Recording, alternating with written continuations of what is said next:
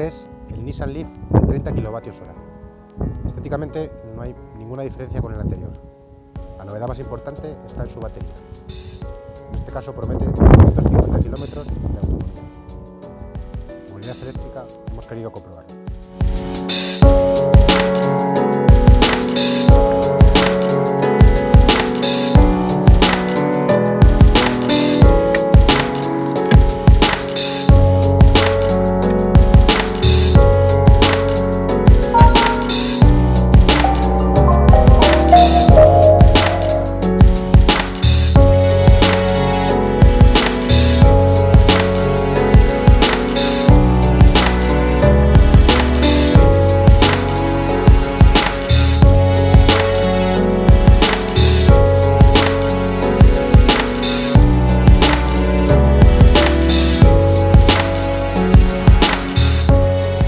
Cualquier otro eléctrico, el Nissan Leaf se maneja de forma muy sencilla.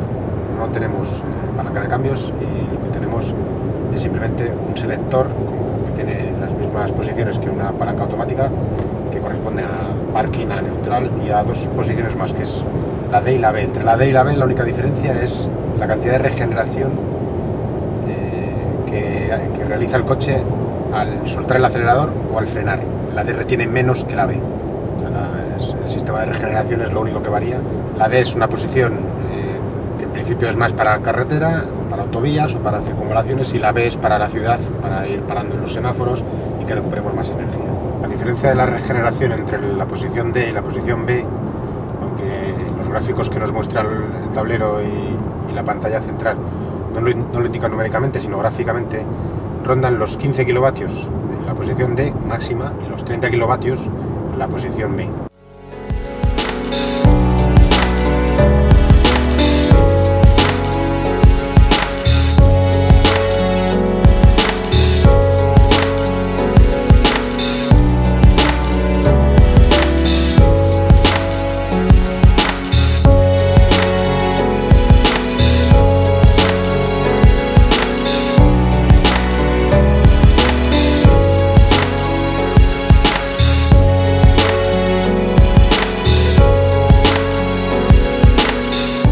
Seleccionar mediante un botón situado en el volante entre un modo Eco y un modo normal, que se diferencian en que el Eco reduce significativamente la potencia del coche, del motor, y que también es aconsejable en este caso para la ciudad, por lo cual hay que cambiar de un modo a otro en función del recorrido que se realice.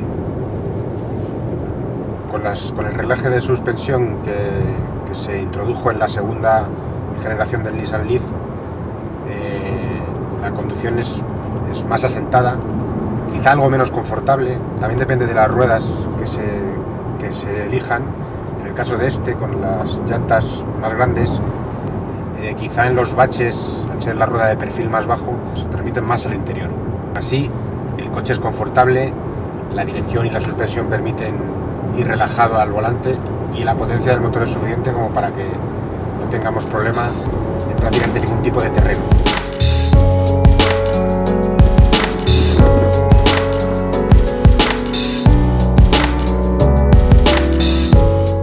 Hemos estado probando en profundidad la autonomía del nuevo Nissan Leaf del año 2016, que incorpora una batería de 30 kWh, 6 más que la que tenía la versión anterior, que era de 24 kWh. Como siempre, el tema de autonomía es algo muy variable, que depende mucho del trayecto que realicemos, del conductor y de las circunstancias del viaje. Nosotros solemos hacer un recorrido habitual de unos 46-47 kilómetros, en el que mezclamos autovía, recorrido urbano, carretera convencional, un consumo medio de 13,3 kWh a los 100, lo que supondría más de 200 kilómetros de autonomía, algo más. Insisto, es un recorrido mixto, en el que la autovía no predomina. Si el recorrido es por ciudad, 150 kilómetros son alcanzables. Con esto quiero decir que el consumo medio que hemos obtenido andaron entre los 12 y los 13 kilovatios hora, que para una batería de 30 kilovatios hora, hablo de cada 100 kilómetros, daría esa autonomía. ¿Qué pasa cuando el recorrido es por autopista? ¿Qué pasa cuando nos vamos a los 100, 120 km por hora, cuando queremos hacer un un viaje o un pequeño viaje más allá de los límites de la ciudad. En ese caso, el consumo se dispara hasta los 20-21 kWh a los 100, lo que supone aproximadamente 140-150 km de autonomía. ¿Cuál es la conclusión de todo esto? Pues la conclusión es que por ciudad ahora no necesitaríamos recargar todos los días, incluso podríamos improvisar recorridos tras el habitual que hagamos todos los días para ir a hacer compras, para ir a recoger a los niños, para hacer un encargo. Podríamos hacerlo e incluso podríamos no recargar todos los días. Eso se logra con esta nueva autonomía.